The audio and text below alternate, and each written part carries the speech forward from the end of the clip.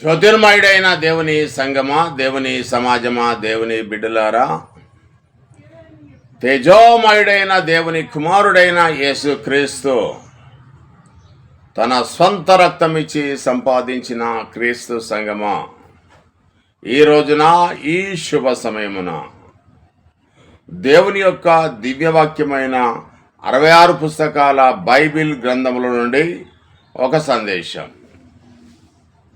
యేసుక్రీస్తు తల్లి గర్భములోనికి రాకముందు పరలోకములో లేడు అనేక సందేశాన్ని యూట్యూబ్, ఫేస్బుక్, వాట్సాప్, ఇన్స్టాగ్రామ్ ద్వారా వింటున్న ప్రపంచ ప్రేక్షక మహాశైలందరికీ జ్యోతిర్మయుడగు దేవుని నుండి, ఆయన కుమారుడైన యేసుక్రీస్తు నుండి కృపా సమాధానములు మీకు కలుగునుగాక. ఈ యొక్క కార్యక్రమంలోనికి వెళ్లే ముందు చిన్న ప్రార్థన. మహాపరిశుద్ధుడైన మా ప్రియా పరలోకపు తండ్రి, నీ నామమునకు ఎనలేని స్తుతులు స్తోత్రములు చెల్లించుచున్నాను. తండ్రి, నాలో ఉంచిన మాటలను తండ్రి నీ పిల్లలకు బోధించుచుండగా, ఉపదేశించుచుండగా నన్ను నీ కుమారుడైన క్రీస్తు యొక్క శిలువ చాటున మరుగుపరిచి చెప్పుచున్న ప్రతి మాట వినుటకు నీ బిడ్డలకు వినగలిగే చెవులను, గ్రహించే హృదయాన్ని, అవి మాత్రమే కాకుండా ఆలోచించే ఆత్మజ్ఞానాన్ని దయచేయమని మా ప్రభువును మీ ప్రియకుమారుడకు నజరేయుడగు యేసుక్రీస్తు దివ్యనామమున అడిగి పెట్టుకొని ప్రార్థిస్తున్నాం మా ప్రియా పరలోకపు తండ్రి, ఆమేన్. అందరికీ షలోం, అందరికీ వందనాలు. క్రీస్తునందు ప్రియా దేవుని పిల్లలారా, యేసుక్రీస్తు ప్రభుల వారు తల్లి అయిన మరియా గర్భంలోనికి గాబ్రియేలు దూత వచ్చి మరియకు ఒక శుభ సందేశాన్ని ఇవ్వకముందు యేసుక్రీస్తు ప్రభుల వారు పరలోకంలో లేడు అనేక సందేశాన్ని ఈ యొక్క కార్యక్రమం ద్వారా దేవుని యొక్క ఆత్మ కలిగి మీకు తెలియజేస్తున్నాను. అలా ఉన్నవో లేవో వాక్యంలో ఉన్న వాక్యాలను పరిశీలించి చూసి నేర్చుకోవలసిందిగా ప్రభు పేరిట మీకు విజ్ఞప్తి చేస్తున్నాను. యేసు జన్మించక ముందు పరలోకంలో లేడు అనేక సందేశం మొదలు పెడుతున్నాం. యేసు జన్మించక ముందుకు ఆత్మగా ఉన్నాడు అని కొంతమంది దుర్బోధకులు తెలియజేస్తున్నారు. యేసు జన్మించక ముందు పరలోకంలో ఆత్మగా ఉన్నాడు. వారి యొక్క మాటలను నేను ఖండిస్తున్నాను. వాక్యం ద్వారా రిఫరెన్స్లు అలా ఉన్నవో లేవో పరిశీలించవలసిందిగా మీ ముందు పెడుతున్నాను. యేసుక్రీస్తు ప్రభుకు శరీరం ఉంది. శరీరం అంటే దేహం. దేహం మాత్రమే కాకుండా దేహములో ప్రాణం ఉంటుంది. ఈ దేహము, ఈ యొక్క ప్రాణము తల్లి గర్భములో తండ్రిలో నుండి తల్లిలోనికి పడినది మొదలుకొని ఏర్పడుతూ ఉంటుంది. 9 నెలల చిల్లర. 9 నెలల తర్వాత అప్పటి వరకు తల్లి నుండి పోషణ అందుకున్న ఆ యొక్క శిశువు భూమి మీదకి వచ్చిన తర్వాత భూమి మీద పండే పదార్థాలు స్వయంగా తిని, పాలు త్రాగే వయసు నుంచి మాంసం తినే వయసు వరకు కూడా ఈ ఆహార పదార్థాలు తినుకుంటూ తన యొక్క శరీరాన్ని, తన యొక్క దేహాన్ని, తన యొక్క ప్రాణాన్ని ఒక మానవుడు కాపాడుకుంటూ ఉంటాడు. అతని పేరే నరుడు అని స్పష్టంగా మనందరికీ తెలుసు. ప్రపంచం లోపల ఉన్న జ్ఞాని అనే వానికి అందరికీ కూడా తెలుసు. ఈ రకంగా ఒక మనిషి భూమి మీద బ్రతకాలి అంటే పంచభూతాలు కావాలి. ఈ భూమి మీద మాత్రమే ఒక మనిషి జీవింపగలడు. ఈ యొక్క బ్రహ్మాండంలో, ఈ విశ్వంలో, ఈ అంతరిక్షంలో ఏ మనిషి కూడా జీవించలేడు. ఈ యొక్క ఆరిన నేల మీద, ఈ భూమి అనేక గ్రహం మీద మాత్రమే ఒక మనుషుడు జీవించగలడు. అతనిని బైబిల్ ఏమని తెలియజేస్తా ఉన్నది అని అంటే నరుడు అని తెలియజేస్తా ఉన్నది బైబిల్ గ్రంథం. ఒకసారి మరి యేసుక్రీస్తు ప్రభు పరలోకంలో ఉన్నాడా అనే ఒక విషయాన్ని మనము బైబిల్ గ్రంథంలో నుండి లేడు అనే ఒక విషయాన్ని మనం క్లుప్తంగా నేర్చుకుందాం. తిమోతికి రాసిన మొదటి పత్రిక 6వ అధ్యాయము 15వ వచనము. సర్వాధిపతి శ్రీమంతుడు అయిన అద్వితీయుడైన సత్యదేవుడు సమీపింపరాని తేజస్సులో ఆయన మాత్రమే వసించుచు అమరత్వం కలిగిన వాడు. స్పష్టంగా అర్థమవుతా ఉన్నది, దేవుడు ఒక్కడే ఉన్నాడు. అది కూడా ఏ వ్యక్తి కానీ, ఏ శక్తి కానీ, ఏ దేవదూతలు కానీ అతని సమీపంలోనికి కూడా వెళ్ళినటువంటి మహాశక్తి, మహా అగ్ని లాంటి ఆ యొక్క పరిస్థితుల్లోనికి ఎవరు కూడా వెళ్ళరు అనేది స్పష్టంగా మనకు జ్ఞానం ఉన్న ప్రతి వ్యక్తి తెలుసుకొని జ్ఞానిగా ఇంకా అచంచలుగా ఎదగడానికి అవకాశం ఉంటుంది ఈ యొక్క వాక్యం ద్వారా. అద్వితీయుడు ఒక్కడే ఉంటాడు. అద్వితీయుడు అంటే ఒక్కడే, ఇద్దరు కాదు, ముగ్గురు కాదు, ఒక్కడే. ఆది యందు వాక్యముండెను, వాక్యము దేవుని యొద్ద ఉండెను, ఆ వాక్యము దేవుడై ఉండెను అనే ఒక మాటను కూడా అపార్థం చేసుకుంటున్నారు. నా మాట నా నోట నుండి బయటికి వెళ్ళక ముందుకు నా మాట నాలో ఉన్నది. నా మాట రవికుమార్ మాట, నా పేరు రవికుమార్. నా మాట నాలో నుండి బయటికి వెళ్ళింది, నా మాటనే. దేవుని మాట బయటికి వెళ్ళింది, ఆ మాట పేరు వాక్యము. ఆ వాక్యము ఆయన నోటి నుంచి వచ్చే ప్రతి మాట జ్ఞానము, శక్తి, ప్రభావం కలిగింది. ఆయన మాట వలనే ఈ సర్వ ప్రపంచములు కలిగినవి. ఇంకొక వ్యక్తి లేడు అని స్పష్టంగా 6వ అధ్యాయం 16వ వచనము తిమోతికి రాసిన మొదటి పత్రిక తెలియజేస్తా ఉన్నది. ప్రియమైన దేవుని బిడ్డలారా, మహాశక్తివంతుడు దేవుడు, అద్వితీయుడు ఒక్కడు మాత్రమే, సమీపింపరాని తేజస్సులో ఆయన మాత్రమే ఉంటాడా? అవును ఉంటాడు. ఆయన ప్రక్కకు ఇంకొక వ్యక్తి లేడు అని స్పష్టంగా తెలియజేస్తా ఉన్నాడు పరిశుద్ధాత్ముడు. తిమోతి గారు ఒక్కడు మాత్రమే ఉంటాడు, ఆ ఒక్కని పక్కకు ఇంకొక కుర్చీ ఉండదు, ఇంకొక వ్యక్తి ఉండడు అని స్పష్టంగా తెలియజేసిన తర్వాత ఇంకొక వ్యక్తి ఉంటాడు అనేది దుర్బోధ. అయినా ఒక విషయము మనము అర్థం చేసుకుందాం. అసలు అమరత్వం కలిగిన వాడు అని రాసింది అక్కడ. అంటే ఈ భూమి మీద పుట్టిన ప్రతి మనిషి కూడా చచ్చేవాడై ఉన్నాడు.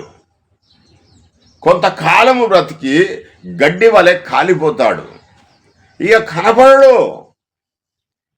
అలాంటి వ్యక్తిని నరుడు అంటామున్నాం. ఇంతలోనే కనపడి ఇంతలోనే మాయమయ్యే ఆవిరలాంటి జీవితం ఈ నరుని యొక్క ఆయుష్కాలం. దేవుడు నరుడవుతాడా? దేవుణ్ణి నరునిగా చేస్తారా?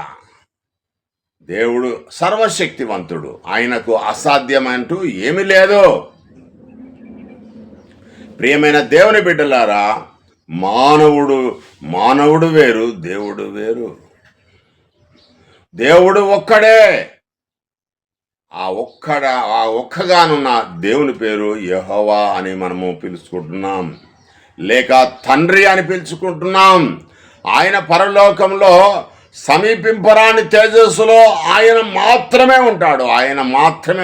ఆయన పక్కకు ఇంకొక వ్యక్తి అంటూ ఉండడు, ఇంకొక శక్తి అంటూ ఉండడు అనేది స్పష్టంగా మనకు 6వ అధ్యాయం 16వ వచనము తెలియజేస్తా ఉన్నది. మరి యేసుక్రీస్తు ప్రభు ఎవరు అని అంటే, యేసుక్రీస్తు ప్రభు నరుడు, మానవుడు, జీవించే ఆత్మ. ఈ లోకంలో జీవించే శరీరము ఆయనకున్నది. దేవుడు ఆయనకు ఒక శరీరాన్ని ఇచ్చాడు, ఆయనకు ఒక శరీరం తయారు చేశాడు. ఒక మరియమ్మ గర్భంలో, మరియమ్మ గర్భంలోనికి రాకముందుకు యేసుక్రీస్తు పరలోకంలో లేడు అనేక విషయం స్పష్టంగా మనకు 6వ అధ్యాయం 16వ వచనంలో తెలియజేస్తా ఉన్నాడు. ఆత్మగా లేడు, ఇంకొక రకంగా లేడు, ఇంకొక రకంగా లేడు, ఇంకొక రకంగా లేడు. ఉన్నాడు అని ఎవడైతే అంటున్నాడో వాని భ్రమ మాత్రమే. ఆ దుర్బోధకులు అనేక మందిని నరకానికి తీసుకొని వెళ్తున్నారు. ప్రియమైన దేవుని బిడ్డలారా, ఈ భూమి మీద పుట్టిన ప్రతి వ్యక్తి కూడా నరుడే. ఆదాము మొదలుకొని నా వరకు, నా నుండి ఇంకా కొన్ని వందల సంవత్సరాల వరకు దేవుడు ఎంతమందిని అయితే తండ్రుల గర్భాల నుంచి తల్లుల గర్భాల్లోనికి భూమి అనే యొక్క గర్భాల్లోనికి ఎవరినైతే తీసుకొని వెళ్తున్నారో వారందరూ కూడా నరులే. ప్రియమైన దేవుని బిడ్డలారా, నరుడు దేవుని యొక్క నీతిని నెరవేర్చలేడు. అమరత్వం కలిగిన వాడు దేవుడు. మనిషికి మరణముంది. యేసు క్రీస్తు ప్రభుకు మరణముంది. యేసు క్రీస్తు ప్రభుకు పుట్టుక ఉంది. దేవుడు పుట్టుక లేనివాడు, చావు లేనివాడు. దేవుడు సర్వంతర్యామి, దేవుడు శక్తివంతుడు, దేవుడు భవిష్యత్ జ్ఞాని. రాబోయే విషయాలన్నింటినీ కూడా బైబిల్ గ్రంథములో పొందుపరిచాడు. ప్రియమైన దేవుని బిడ్డలారా, నరుడు అనేక విషయం గురించి బైబిల్ గ్రంథంలో కొన్ని వచనాలను మీ ముందు ఉంచుతున్నాను. కీర్తన గ్రంథము, కీర్తనాకారుడు రాస్తున్నాడు, 8వ అధ్యాయము 4వ వచనము. మనుషుని జ్ఞాపకం చేసుకున్నటకు వాడేపాటి వాడు అంటున్నాడు. దేవుడు మనుషుని జ్ఞాపకం చేసుకున్నటకు మనుషుడైన నరుడు ఏపాటివాడు అని అంటున్నాడు. అంటే ఇంతలోనే కనపడి ఇంతలోనే మాయమయ్యే ఆవిరి లాంటి జీవితం ఈ నరుని జీవితం. గడ్డి పువ్వు లాంటి జీవితము, తరాజులో దుమ్ము లాంటి జీవితము, బరువు లేని జీవితము, ఒక పురుగు వంటి జీవితము. ఇలాంటి నరుడు దేవునితో సమానుడా? అసాధ్యం. సర్వ సృష్టిని కలగజేసిన ఒక కుమ్మరివాడు కుండను తయారు చేశాడు. ఈ కుండ ఆవల నుండి తయారు చేశాడు. దేవుడు కూడా ఈ యొక్క సృష్టిని కలగజేశాడు. ఈ సృష్టిలో ఉన్న విషయాలను ఇప్పటికీ 5% కూడా ఈ నరుడు తెలుసుకోలేకపోయాడు. ఇంకా 95% తెలుసుకునేది ఉంది. ఆ తెలుసుకోవాలంటే ఇంకా వందల వేల కోట్ల సంవత్సరాలు దాటినా కానీ అది తెలుసుకోలేడు ఈ నరుడు. వానికున్న వానికున్న ఆ బుద్ధి బలం కానీ ఏ బలం ఉన్నా కానీ దేవునికి అసాధ్యమైనది ఏది లేదు. ప్రియమైన దేవుని బిడ్డలారా, దేవుని స్థానంలో యేసు క్రీస్తు ప్రభు అనే ఒక నరుడిని పెట్టడానికి వీల్లేదు. నరుడు వేరు, దేవుడు వేరు. ఆయన ప్రక్కకు ఇంకొక వ్యక్తి అంటూ లేడు. నరుడు చచ్చేవాడే. నరుడు ఈ ప్రకృతి సంబంధమైన వాడు, ఈ పంచభూతాలతోని బ్రతికేవాడు. నరుడు మనుష్యుడు, అంతేగాని దేవునితో సమానుడు కాదు, దేవునితో ఉండేవాడు కాడు. ప్రియమైన దేవుని బిడ్డలారా, ఈ యొక్క నరుడు అనేక విషయాల గురించి కొన్ని విషయాలు మనం నేర్చుకున్నట్టయితే ఉంటే, యోబు గ్రంథము 33:26 వచనము, కీర్తన 103 15వ వచనము, సామెతలు 5:21, సామెతలు 19:21, 20:27, ప్రసంగి 2:24, యెషయా 2:22 అనేక ఈ యొక్క వచనాలలో ఉన్న విషయాలు ఏంటి అంటే, నరుడు అనేక విషయాల గురించి ఈ వచనాలలో తెలబడ్డాయి. ఎవరైనా దీని గురించి పరిశీలన చేసినట్టయితే ఉంటే నరుడి యొక్క విషయాలన్నీ కూడా ఈ యొక్క వచనాలలో తెలియజేస్తా ఉన్నాడు పరిశుద్ధాత్ముడు. ప్రియమైన దేవుని బిడ్డలారా, నాసికారంధ్రములలో ప్రాణం కలిగిన నరుని లక్ష్య పెట్టకము అంటున్నాడు. యెషయా ప్రవక్త రాస్తున్నాడు కదా, నాసికారంధ్రములలో ప్రాణం కలిగిన నరుని లక్ష్య పెట్టకము. దేవుడు ఒక మనిషిని ఏదైనా తోటలో మట్టితోని తయారు చేసిన తర్వాత వాని నాసికారంధ్రములలో దేవుడు జీవాన్ని కలగజేశాడు. జీవం కలిగిన ఆ వాయువును అతనిలోనికి పంపించాడు. అతడు జీవించే ప్రాణయ్యాడు. ప్రియమైన దేవుని బిడ్డలారా, అప్పటి నుంచి మొదలైంది మనుషుని యొక్క ప్రస్థానం, నరుని యొక్క ప్రస్థానం జరుగుతూ ఉన్నది. ఎంతకాలమో మనకు తెలియదు ప్రియమైన దేవుని బిడ్డలారా. కానీ 2000 సంవత్సరాల క్రితము ఆదామును ఏ విధంగానైతే ఆ మట్టి బొమ్మల నుంచి దేవుని ఎవ్వరికి కూడా అసాధ్యం కానీ మట్టితోని ఒక బొమ్మను తయారు చేసి వాని నాసికారంధ్రములలో దేవుడు తన ఆత్మను ఆ యొక్క ఆ యొక్క ముక్కు రంధ్రాలలో పంపించినప్పుడు వాడు లేచి జీవించే ఆత్మ అయ్యాడు. అలాగే అతని ద్వారా పాపం వచ్చింది మొదటి మనిషి ద్వారా. ఒక 4000 సంవత్సరాల తర్వాత యేసు అనే ఒక వ్యక్తిని భూమి మీదకి రప్పించి ఆయన ద్వారా ఆదాం ద్వారా వచ్చిన పాపాన్ని కడిగివేయాలని దేవుడు ఆ యొక్క కన్య గర్భాన దేవుడు తన ఆత్మలో భాగమైన ఆ యొక్క ఆత్మను ఆ శరీరంలో ఉంచాడు. ఆదాంలోనికి వచ్చింది దేవుని యొక్క ఆత్మనే, యేసుక్రీస్తులోనికి వచ్చింది దేవుని యొక్క ఆత్మనే. ఆదాంలోనికి వచ్చిన ఆత్మ జీవించే క్రమంలో పాపానికి లోనయ్యాడు. కన్యగర్భాన వచ్చే యేసుక్రీస్తు ప్రభు ద్వారా వచ్చే యేసుక్రీస్తు ప్రభులోనికి వచ్చిన ఆత్మ ఏదైతే ఉందో ఆయన పరిశుద్ధంగా జీవించాడు. మొదటి ఆదాం ద్వారా పాపం వచ్చింది, రెండవ ఆదాం ద్వారా పాపానికి విమోచన కలిగింది, పాప క్షమాపణ జరిగింది, నిత్య జీవం వచ్చింది. ప్రియమైన దేవుని బిడ్డలారా, మొదటి ఆదాము జీవించే ఆత్మ అయ్యాడు, రెండవ ఆదాము జీవింపజేయు ఆత్మ అయ్యాడు. ప్రియమైన దేవుని బిడ్డలారా, ఇంత గొప్ప వాక్య భాగాలు మీరు నేర్చుకుంటున్నారు. యేసుక్రీస్తు ప్రభు నరుడు మాత్రమే. తిమోతికి రాసిన పత్రిక, మొదటి తిమోతికి రాసిన పత్రిక 2వ అధ్యాయము 5వ వచనంలో దేవుడు ఒక్కడే అద్వితీయుడు, ఆయన సర్వజ్ఞాని, సర్వశక్తివంతుడు, ఆయనకును నరులకును మధ్యవర్తి యేసుక్రీస్తు అని నరుడు అని స్పష్టంగా రాసి ఉంది. ఏమి అర్థం చేసుకుంటున్నారు? యేసుక్రీస్తు ప్రభు నరుడు అని బైబిల్ గ్రంథం స్పష్టంగా తెలియజేసిన తర్వాత దేవుడు అని కల్పితాలు ఎందుకు కల్పిస్తున్నారు? శాపగ్రస్తులు అవుతారని బైబిల్ గ్రంథం స్పష్టంగా తెలియజేస్తా ఉన్నాడు. నా తల్లి నన్ను కన్నది మొదలుకొని నా దేవుడవు నీవే అని 22వ అధ్యాయం 10వ వచనంలో కీర్తనకారుడు తెలియజేస్తా ఉన్నాడు. భూమి మీద పుట్టిన ప్రతి మనిషి కూడా తల్లి గర్భం లోపల అవయవాలు దేవుడు తయారు చేస్తాడు. తల్లి గర్భాలలో దేవుడు అవయవాలు తయారు చేస్తాడు. నా అంతరంద్రియములను నీవే కలగజేసితివి అని దావీదు గారు మాట్లాడుతూ ఉన్నాడు. అంటే ఒకని యొక్క తల్లి గర్భంలో తండ్రిలో నుంచి తల్లిలోనికి వచ్చిన తర్వాత తల్లి అనే ఆ గర్భంలో దేవుడు అవయవాలను అంతరంద్రియాలను తయారు చేస్తాడు. ఒక మానవ దేహాన్ని, ఎలాంటి లోపం లేని దేహాన్ని దేవుడు గర్భాలలో తయారు చేసి భూమి మీదకి పంపిస్తున్నాడు. వారందరూ కూడా నరులు. అలా వచ్చిన వాడే యేసుక్రీస్తు ప్రభు. ప్రియమైన దేవుని బిడ్డలారా, ఇంకొక వచనాన్ని మనము చదువుకుందాం. యేసుక్రీస్తుకు దేవుడు అయిన యెహోవా ఎలాగూ దేవుడో మనకు కూడా తండ్రి అయిన దేవుడు దేవుడే. ఆయనకు దేవునికి యేసుక్రీస్తు ప్రభు విధేయుడై ఉన్నాడు కనుక దేవుని చేత యేసుక్రీస్తు ప్రభు హెచ్చించబడ్డాడు అని బైబిల్ గ్రంథము స్పష్టంగా తెలియజేస్తూ ఉన్నది. దేవుడేమో అమరత్వం కలిగిన వాడు, నరుడేమో చచ్చిపోయేవాడు.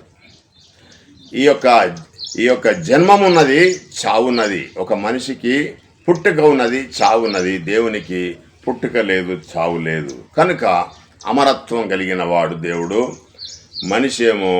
మనిషికి మరణం ఉన్నది. ప్రియమైన దేవుని బిడ్డలారా, మరి ఆదాము ఆ యొక్క తల్లి గర్భంలోనికి రాకముందుకు పరలోకంలో లేడు అనే ఒక విషయాన్ని మనం నేర్చుకుంటున్నాం కదా.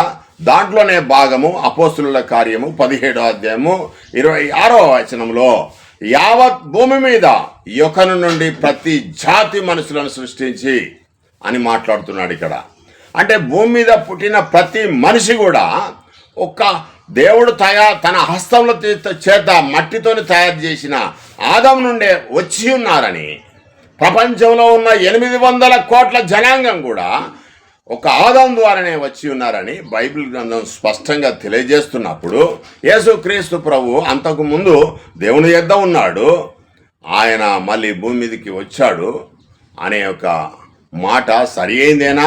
ఒక్కసారి మీరు ఆలోచన చేసుకోవాల్సిందిగా ప్రభు పేరిట మిమ్మల్ని కోరుతున్నాను. ప్రియమైన దేవుని బిడ్డలారా, మనకు ఇంకా అనేకమైన విషయాలు మనకు పరిశుద్ధాత్ముడు తెలియజేస్తా ఉన్నాడు.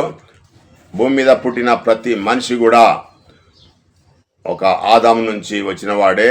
మొదటి ఆదాము ద్వారా పాపం వచ్చింది. రెండవ ఆదామైన యేసుక్రీస్తు ద్వారా పాపానికి పరిహారం చెల్లించబడ్డది దేవుని యొక్క కృప ద్వారా, దేవుని యొక్క ప్రేమ ద్వారా.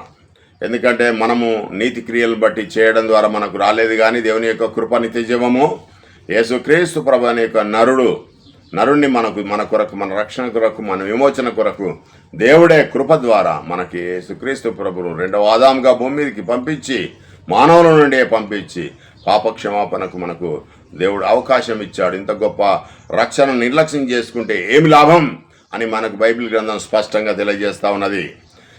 ప్రియమైన దేవుని బిడ్డలారా, ప్రకృతి సంబంధమైన శరీరం ఎలాగున్నదో ఆత్మ సంబంధమైన శరీరం కూడా అలాగే ఉంది అని గమనించుకోవాల్సిందిగా ప్రభు పేరిట మీకు తెలియజేస్తున్నాను. 1 కొరింథీ 15:44 ప్రకృతి సంబంధమైన శరీరం ఎలాగున్నదో ఆ ప్రకృతి సంబంధమైన శరీరము ఆ భూమి లోపల విత్తబడిన తర్వాత ఆ యొక్క దానిలో నుంచి ఆత్మ సంబంధమైన శరీరం వచ్చింది. యేసుక్రీస్తు ప్రభు కూడా మరియ గర్భంలో నుంచి జన్మించిన తర్వాత 33.5 సంవత్సరాల తర్వాత ఆయనను సిలువ వేసి సమాధి చేయబడిన తర్వాత దాంట్లో నుంచి పునరుత్థానుడయ్యాడు. దేవుడు ఆయనను లేపాడు కనుక ఆ యొక్క పునరుత్థానమైన ఆ యొక్క ఎప్పటికీ కూడా చనిపోని యొక్క దేహం, మహిమ కలిగిన దేహము, ఆత్మ సంబంధమైన దేహము దేవుడు ఆయనకి ఇచ్చాడు, మనకు కూడా ఇస్తాడు యేసుక్రీస్తు ద్వారా తన వరుసలలో అని దేవుడు మనకు తెలియజేస్తా ఉన్నాడు. ప్రియమైన దేవుని బిడ్డలారా,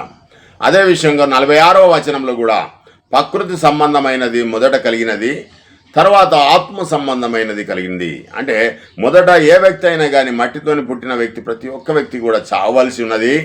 దేవుడు చెప్పిన మాట ప్రకారంగా క్రీస్తు బాటలో నడిచినట్టు ఉంటే వానికి ఆత్మ సంబంధమైన శరీరం కూడా ఇస్తాడు యేసుక్రీస్తు ప్రభులాగా. అనేక విషయాన్ని మనకు ఈ యొక్క వచనం ద్వారా మనం తెలుసుకుంటున్నాం. కీర్తనకారుడు 22వ అధ్యాయం 9వ వచనంలో గర్భం నుండి నన్ను తీసిన వాడవు నీవే. ప్రియమైన దేవుని బిడ్డలారా, యేసుక్రీస్తు ప్రభుల వారు కానీ ఆదాము నుంచి వచ్చిన ఎవరైనా కానీ ప్రపంచం లోపల జీవించే ప్రతి నరుడు కూడా ఒక తల్లి గర్భం నుంచి రావాల్సిందే, తల్లి గర్భంలో అవయవాలు దేవుడు నిర్మించవలసిందే. అనేక విషయాలను మనం ఇక్కడ తెలుసుకుంటున్నాం. 139వ కీర్తన 13వ వచనం ఏమని తెలియజేస్తా ఉన్నదంటే, నా తల్లి గర్భమందు నన్ను నిర్మించిన వాడవు నీవే, నా అంతరంద్రియములను నీవే కలుగజేసేదివి, నీ కార్యములు ఆశ్చర్యకరములు. ప్రియమైన దేవుని బిడ్డలారా, దేవుని యొక్క కార్యములు ఆశ్చర్యకరములు. దేవుని యొక్క శక్తి, దేవుని యొక్క ఆత్మ ఎవరి మీదకి వచ్చినా కానీ వారు అద్భుత కార్యాలు, మహత్కార్యాలు చేస్తారు. ఎందుకంటే అదృశ్యమైన దేవునికి శరీరం లేదు కనుక ఎవరినైతే దేవుడు వాడుకోవాలనుకున్నాడో వారిలోకి వచ్చి దేవుని యొక్క కార్యాలు జయప్రదం చేస్తాడు. అలాగే ఏలియను, ఆ ప్రవక్తలలో ఏలియను, ఆ యొక్క నాయకులలో యెహోషువను, అలాగే అపోస్తులను, అలాగే యేసుక్రీస్తు ప్రభువును, అలాగనే ఎలీషాను, అనేక మందిని, నోవహును, అనేక మందిని దేవుడు ఆయా కాలాలలో దేవుని యొక్క ఆత్మను వాళ్ళలో పంపించి దేవుని యొక్క కార్యాలు చేయించుకున్నాడు. అనేక ప్రజలను తన నమ్మిన విశ్వాసుల కొరకు సూచనగా అనేకమైన కార్యాలు దేవుడు చేయించుకున్నాడు. అనేక విషయాలు మనకు ఈ వచనాల ద్వారా మనకు తెలియజేస్తా ఉన్నాడు. దేవునికి జన్మ ఉండదు, దేవునికి మరణం ఉండదు. ఒక మనిషికి మాత్రమే జన్మ మరణం అనేది ఉంటుంది. అనేది పుట్టుక చావులు అనేటి దేవునికి ఉండవు, ఓన్లీ మానవునికి మాత్రమే ఉంటాయి. యేసుక్రీస్తు ప్రభుకు పుట్టుక ఉంది, చావు ఉంది కనుక ఆయన దేవుడు కాదు, నరుడు మాత్రమే. కాలుస్తుందంటే దేవుని యొక్క ఇష్టానుసారంగా నడిచాడు కనుక ఆయనకు మహిమ శరీరం ఇచ్చి తన కుడి పార్శ్వమున కూర్చుండబెట్టుకొని ఉన్నాడు. మరి ఆయన ఎక్కువ కాలం కూడా ఉండడు అక్కడ. యేసుక్రీస్తు ప్రభును రెండవసారి దేవుడు ఆయన పంపిస్తాడు. పంపించినప్పుడు భూమి మీదకి వచ్చి అక్కడ రాజ్య పరిపాలన చేస్తాడు. ఆయన రాజులకు రాజుగా, ప్రభులకు ప్రభుగా సింహాసనం మీద కూర్చొని రాజ్య పరిపాలన చేస్తాడు. నీతిమంతులు ఎవరైతే ఉంటారో ఆ రాజ్యంలో నీతిమంతులే ఉంటారు. అక్కడ ఈ పాపపు క్రియలు అనేటి ఆ రాజ్యంలో ఉండవు. ప్రియమైన దేవుని బిడ్డలారా, నీతి వలన, న్యాయం వలన పరిపాలన యేసుక్రీస్తు ప్రభుల వారు చేస్తాడు రెండవ రాకడలో. ప్రియమైన దేవుని బిడ్డలారా, ఒక ముఖ్యమైన వ్యక్తి గురించి మొదట మన దేవుడు తెలియజేశాడు. ఆ విషయం గురించే యేసుక్రీస్తు ప్రభు లూకా 1వ అధ్యాయం 29వ వచనము నుంచి 35వ వచనం వరకు వచనాలలో యేసుక్రీస్తు ప్రభు గురించి ముందుగా దేవుడు ఆ యొక్క మరియ దగ్గరికి ఒక గాబ్రియల్ దూత ద్వారా తెలియజేశాడు. ఎందుకు అనంటే ఆ యొక్క దావీదు యొక్క వంశం నుంచి ఒక వ్యక్తి వచ్చి ఆ వ్యక్తికి యేసు అని పేరు పెడతాడు. దేవుని యొక్క ఆత్మ ఆమెను ఆవరిస్తుంది కనుక అతడు సర్వోన్నతుడైన దేవుని కుమారుడు అనబడతాడు.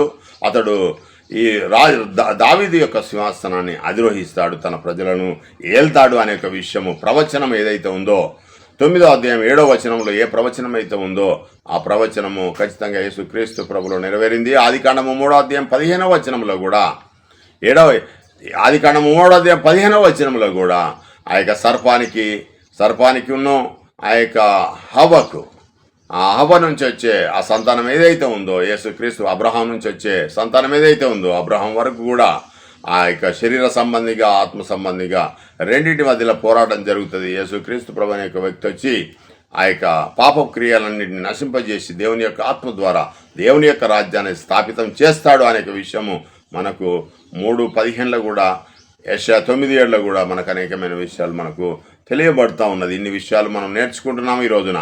దేవుని యొక్క అధికారం చేత, దేవుడిచ్చిన అధికారం చేత, దేవుడు అభిషేకించిన విధంగా, దేవుడు ఆయనను మహిమపరిచిన విధంగా యేసుక్రీస్తు ప్రభు 2వ రాకడలో రాజ్య పరిపాలన చేస్తాడు. యేసుక్రీస్తు ప్రభువును మాత్రమే కాదు, ముందుగా పిలిచింది కొరెషు అనే యొక్క రాజును కూడా. అతడు పుట్టక ముందుకే 150 సంవత్సరాల క్రితమే దేవుడు ఆయనను కొరెషును పిలిచాడు. నా మంద కాపరి అని పిలిచాడు. ఆ కొరెషును పిలుచుకొని ఇజ్రాయేలు చెరకు వెళ్ళినప్పుడు ఇజ్రాయేళ్లను ఆ యొక్క బానిసత్వం నుంచి విడిపించి ఆ యొక్క నెబుకద్నెజరు కూలగొట్టిన ఆలయాన్ని కట్టమని దేవుడు అతనిలో ప్రేరేపించగా, దేవుడు కొరెషును ప్రేరేపించిన ఆ మాట చొప్పున కొరెషు తన యొక్క ఇజ్రాయేల్ యొక్క పెద్దలను పిలిచి, మీరు వెళ్ళి దేవాలయ పరలోకమందున్న దేవునికి ఒక ఆలయాన్ని కట్టండి, అక్కడ ఆరాధన జరగాలి అని కొరెషు చెప్పడం ద్వారా అధికారంలో ఉన్నాడు కనుక ఆ ప్రకటన చేయడం ద్వారా వారికి కావలసిన ఆ యొక్క ఆలయాన్ని కట్టడానికి కావలసిన అన్ని వనరులన్నింటినీ కూడా ఆ యొక్క కొరెషు ఏర్పాటు చేసి పెద్దలందరినీ జెరుబాబేలు అనేక మందిని పంపించడం ద్వారా అక్కడికి పోయి ఆలయాన్ని కట్టి దేవుని యొక్క కార్యము అక్కడ కొరెషు నెరవేర్చాడు.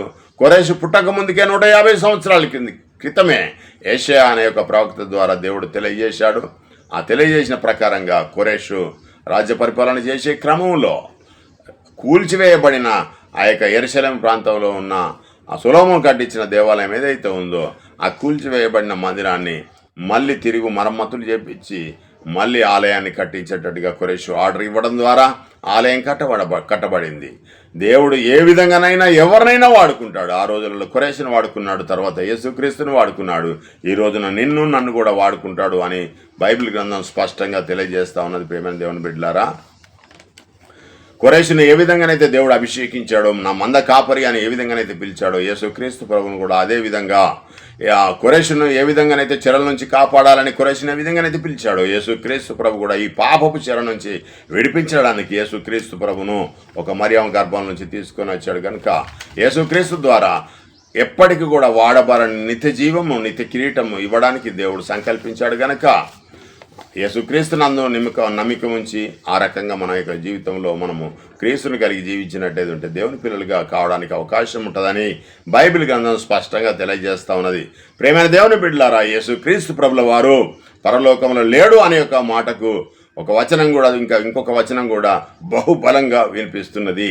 తిమోతికి రాసిన మొదటి పత్రిక 3వ అధ్యాయం 16వ వచనంలో దేవుని మర్మము గొప్పది, యేసుక్రీస్తు శరీరంగా జీవంలోనికి వచ్చాడు, దేవదూతలకు కనబడ్డాడు, రక్షకుడని జనములో ప్రకటింపబడ్డాడు, లోకమందు నమ్మబడ్డాడు, ఆరోహణుడై తేజమయ్యాడు. ఇంత క్లియర్గా ఉన్నదిగా ప్రియమైన దేవుని బిడ్డలారా, యేసుక్రీస్తు ప్రభు శరీరము భూమి మీద జీవించింది.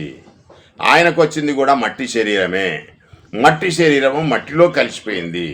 కానీ యేసుక్రీస్తు ప్రభు జీవించే క్రమంలో ఒక పరిశుద్ధమైన జీవితం జీవించాడు. దేవదూతలకు కనబడ్డాడు. అంతకుముందుకు దేవదూతలకు కనపడలేదు. దేవదూతలకు కనపడని అంటూ ఏముండవు. దేవుని దగ్గర ఏమున్నాయి, ఆ యొక్క ఏ లోకాలలో ఏమేమి ఉన్నాయో అన్నీ కూడా దేవదూతలకు తెలుసు. దేవుడు సృజించిన సృష్టిలో ఉన్నవన్నీ కూడా దేవదూతలకు తెలుసు. దేవుని పక్కకు ఇంకొక మనిషి, ఇంకొక సింహాసనం అంటూ లేదు అని దేవదూతలకు ఆల్రెడీ తెలుసు. కానీ దేవదూతలకు కనబడ్డాడు. ఎందుకు కనబడ్డాడు అంటే మరియమ్మ గర్భంలోనికి దేవదూత గాబ్రియల్ దూత చెప్పినప్పుడు అప్పటి వరకు కూడా దేవదూతలకు తెలియదు. ఆ గర్భముల నుంచి జన్మించినాక దేవుని యొక్క సమాచారం గాబ్రియేల్ దూత చెప్పినప్పుడు, ఆ సమాచారం జన్మించినప్పుడు ఖచ్చితంగా దేవదూతలకు కనబడ్డాడు యేసుక్రీస్తు ప్రభు మానవ దేహంగా. అంతకుముందు మాత్రం దేవుని దగ్గర లేడు అని స్పష్టంగా అర్థమవుతా ఉంది. జనములలో రక్షకుడని ప్రకటింపబడ్డాడు యేసుక్రీస్తు ప్రభు, అవునా కాదా? రక్షకుడని ప్రకటింపబడ్డాడు, లోకమందు నమ్మబడ్డాడు. నేను నమ్ముతున్నాం కదా, అప్పుడు కూడా నమ్మాడు. యేసుక్రీస్తు కాలంలో కూడా చాలామంది రక్షకుడని నమ్మారు, మెస్సియాని నమ్మారు, దేవుడు పంపించిన దేవుని యొక్క దూత అని నమ్మాడు, దేవుని యొక్క ప్రవక్త అని నమ్మాడు, దేవుడు పంపించిన ఒక అధికారి అని నమ్మారు. ఈ ఇన్ని గొప్ప విషయాలు ఇంకా మనం నేర్చుకుంటున్నాం. దేవుడు ఆయనను 3వ దినాన లేపాడు, ఆరోహణమయ్యాడని మనం తెలుసుకున్నాం. ఆరోహణమై తేజోమయుడయ్యాడు. ఈ రోజు నా దేవుని యొక్క కుడి పార్శ్వమున కూర్చొని నా తరపున విజ్ఞాపన చేస్తున్నాడు అనే విషయము మనకు బైబిల్ గ్రంథం స్పష్టంగా తెలియజేస్తా ఉన్నది. మరి యొక్క వచనం తెలుసుకుందాం ప్రియమైన దేవుని బిడ్డలారా. ఇది అందరికీ తెలిసిన విషయమే. యోహాను రాసిన సువార్త 3వ అధ్యాయం 16వ వచనంలో, అద్వితీయ కుమారునిగా పుట్టిన అని అందు విశ్వాసం ఉంచుటే నిత్య జీవం అని క్లుప్తంగా తెలియజేస్తా ఉన్నాడు. అద్వితీయ కుమారునిగా, దేవుడు అద్వితీయుడు, యేసుక్రీస్తు ప్రభు అద్వితీయ కుమారునిగా, అంటే చనిపోయి సమాజేయబడి తిరిగి లేపబడడం ద్వారా యేసుక్రీస్తు ప్రభు కుమారుడయ్యాడు అనేక విషయం స్పష్టంగా బైబిల్ గ్రంథం తెలియజేస్తా ఉన్నది. ఆయనను ఎవరైతే నమ్ముతారో, యేసుక్రీస్తు ప్రభు దేవుని కుమారుడని, ఆయన ద్వారా రక్షణ విమోచన ఉంటుందని ఎవడైతే నమ్ముతాడో వానికి నిత్య జీవం వస్తుంది. మొదటగా దేవుడు ఆయనను లేపాడు, సమాధి చేశారు, సమాధిలో నుంచి దేవుడు ఆయనను లేపాడని ఎవరైతే నమ్ముతారో తన వరుసలలో బ్రతికింపబడతారు, వారందరికీ కూడా నిత్య జీవం వస్తుంది అనేది 3వ అధ్యాయం 16వ వచనం మనకు స్పష్టంగా తెలియజేస్తా ఉన్నాడు. యేసుక్రీస్తు ప్రభు కూడా చెప్పాడు కదా, గొర్రెల యొక్కయో మేకల యొక్కయో రక్తమును నన్ను కోరలేదు కానీ నాకు ఒక శరీరం ఇచ్చావు నాయన దేవా అని యేసుక్రీస్తు ప్రభు చెప్పాడు కదా ప్రార్థనలో. ఇంకా అర్థం కావట్లేదా ప్రియమైన దేవుని బిడ్డలారా? నన్ను గూర్చి వ్రాయబడిన ప్రకారం నేను వచ్చాను. నన్ను గూర్చి వ్రాయబడిన ప్రకారం ప్రతి ఒక్కరి మీద కూడా ఏదో ఒక బాధ్యత దేవుడు పెడతాడు. ఆ బాధ్యతను తను నెరవేర్చినాడు, తనకు దేవుడు మహిమ శరీరం ఇస్తాడు. ఒకవేళ దేవుని యొక్క మాట ప్రకారంగా నెరవేర్చకుండా తన ఇష్టానుసారంగా నడిస్తే వానికి అజ్ఞానమే, వానికి నరకమే. వాడు ఎప్పుడు కూడా నిత్య జీవాన్ని స్వతంత్రించుకోలేడు. దేవుని యొక్క మార్గమైన యేసుక్రీస్తు మార్గంలో దేవుని కుమారుడని యేసుక్రీస్తు ప్రభును నమ్మి ఎవడైతే విశ్వసిస్తాడో వానికి నిత్య జీవం ఇస్తాడు. యేసుక్రీస్తు ప్రభును దేవుడని నమ్మిన వానికి నిత్య జీవం రాదు. కానీ యేసుక్రీస్తు ప్రభును దేవుని కుమారుడని నమ్మితే యేసుక్రీస్తు ద్వారా దేవుడు ఆ యొక్క నిత్య జీవాన్ని ఇవ్వడానికి, ఆ యొక్క నిత్య జీవాన్ని ఇవ్వడానికి అధిపతిగా దేవుడు యేసుక్రీస్తును నియమించాడని ఎవడైతే నమ్ముతాడో వానికి నిత్య జీవం దొరుకుతుందని బైబిల్ గ్రంథం స్పష్టంగా తెలియజేస్తా ఉన్నది. నీవే నా రక్షణకర్తమైన దేవుడవని కీర్తనకారుడు 25వ అధ్యాయం 5వ వచనంలో, అంటే మనుషులందరికీ రక్షణ దేవుడే. ఆ రక్షణ క్రీస్తు ద్వారా మనందరికీ కూడా అనుగ్రహిస్తున్నాడు. ప్రియమైన దేవుని బిడ్డలారా, మనకు తిమోతికి రాసిన పత్రికలో మనకేం తెలియజేస్తున్నాడంటే, మరణమును జీవమును నిర్లక్ష్యం చేసి నిరర్థకం చేసి సువార్త వలన యేసుక్రీస్తు ప్రభు వెలుగులోకి తెచ్చాడు. సమస్తమైన జనులకు రక్షణకు ఆధారంగా చేసేది యేసుక్రీస్తు ప్రభు, దేవుని యొక్క గొర్రెపిల్ల. సర్వ మానవాళి కొరకు యేసుక్రీస్తు ప్రభు మరణాన్ని నిరర్థకం చేసి జీవాన్ని వెలుగులోనికి తెచ్చాడని, నిత్య జీవానికి వెలుగులోనికి తెచ్చాడు అనేక విషయం మనకు తిమోతికి రాసిన పత్రికలో మనకు స్పష్టంగా తెలియబడతా ఉన్నది. ప్రియమైన దేవుని బిడ్డలారా, ఇక యేసుక్రీస్తు ప్రభుల వారు మనకు ఈ యొక్క భూమి మీదకి రాకముందుకు, మరియమ్మ గర్భంలోనికి రాకముందుకు పరలోకంలో లేడు అనే ఒక విషయాన్ని మనకు స్పష్టంగా కూడా అనేకమైన విషయాల ద్వారా మనం తెలుసుకుంటున్నాం. ముఖ్యంగానైతే 6వ అధ్యాయం 16వ వచనము తిమోతికి రాసిన మొదటి పత్రికలో, సమీపింపరాని తేజస్సులో దేవుడు మాత్రమే ఉంటాడు, మరి ఒకడు ఉండడు. ఈనాడు మాత్రం దేవుని యొక్క కుడి పార్శ్వమున కూర్చున్నాడు. చనిపోయి తిరిగి లేపబడిన తర్వాత మహిమ శరీరంగా యేసుక్రీస్తు ప్రభు పరలోకంలో దేవుని యొక్క కుడి పార్శ్వమున కూర్చున్నాడు. నా తరపున విజ్ఞాపన చేస్తున్నాడు. రెండవసారి దేవుడు తనకు అనుకూలమైన సమయంలో దేవుడు పంపిస్తాడు. మరి పంపించినప్పుడు నేను బ్రతికి ఉన్నట్టేది ఉంటే మరి మన యందు నీతి కనుగొంటాడా అని యేసుక్రీస్తు ప్రభు మనకు వాదిస్తున్నాడు. మరి యేసుక్రీస్తు ప్రభు రెండవసారి వచ్చినప్పుడు ఎవరైతే నీతిమంతులు ఉన్నారో వారందరూ కూడా లేపబడతారు. శబాష్ మంచి దాసుడా, నేనిచ్చు ఇక రాజ్యంలో పాలు పొందుకో అని యేసుక్రీస్తు ప్రభు చెప్తాడు ఆ సమయంలో. మరి అట్లా చెప్పాలంటే నువ్వు నీతివంతమైన మంచి జీవితం జీవిస్తున్నావా? క్రీస్తు లాంటి జీవితం జీవిస్తున్నావా? క్రీస్తు యేసుకు కలిగిన జీవితము నువ్వు కూడా జీవిస్తున్నావా? అలాంటి మనసు కలిగి జీవిస్తున్నావా? పరిశుద్ధత పవిత్రత కలిగి జీవిస్తున్నావా? నిన్ను నీవే పరీక్షించుకోవాలని దేవుని యొక్క వాక్యం ద్వారా మిమ్మల్ని మీరే పరిశీలించుకొని మీరు నిజమైన విశ్వాసం గలవారో లేదో మిమ్మల్ని మీరు పరీక్షించుకుంటూ ముందడుగు వేసి దేవుని యొక్క కృపకు పాత్రులు కాగలరని ఈ మాటలు మీకు తెలియజేస్తా ఉన్నాను. ఈ మాటలు దేవుడు దీవించుగాక. ఈ మాటలు మీ వినికిట్లో ఫలించునుగాక. ఈ కొద్ది మాటలు విన్న మీరు అందరూ కూడా ధన్యులు అని చెప్తూ ఈ యొక్క కార్యక్రమాన్ని ఇంతటితో నేను ముగిస్తున్నాను. చిన్న ప్రార్థనతో ఈ యొక్క కార్యక్రమాన్ని మనము ముగిద్దాం. మహాపరిశుద్ధుడైన మా ప్రియాపరలోకపు తండ్రి, నీ నామమునకు ఎనలేని స్తుతులు స్తోత్రములు చెల్లించున్నాను. నాలో ఉంచిన ప్రతి మాటను నీ పిల్లలకు బోధించాను ఆయన తండ్రి.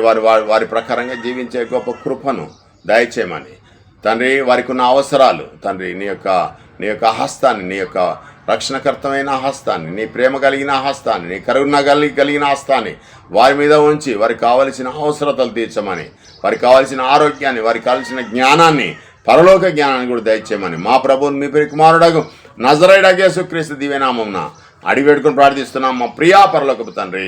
ఆమేన్. తండ్రి అయిన దేవుని యొక్క ప్రేమ, కుమారుడైన యేసుక్రీస్తు ప్రభు యొక్క కృప, పరిశుద్ధాత్మ యొక్క నిన్న సహవాసము తలలో వంచిన ప్రతి కుమార్తె మీదను, కుమారుని మీదను, నా మీదను, నా కుటుంబం మీదను, సమస్త ప్రపంచ క్రైస్తవులందరి మీదను ఉండునుగాక. ఆమేన్.